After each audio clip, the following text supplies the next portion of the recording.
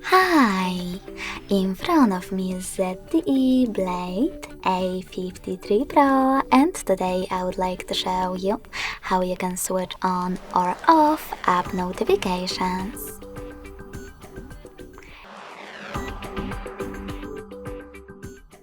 You need to start by opening Devices Settings and scrolling down just a bit to access Notifications and Status Bar.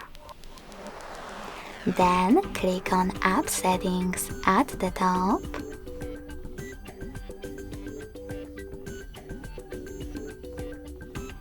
Select All Apps and click on the best option for you. I will go with Most Frequent. Finally, you can click on the switcher next to one of your apps from which you want to block notifications, like Chrome. You can always switch them back on the same way. If you want to, you can also just select one of your apps on the left and manage all notifications by tapping on this switcher next to all notifications.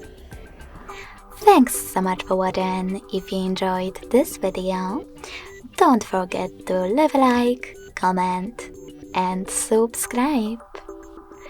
Bye!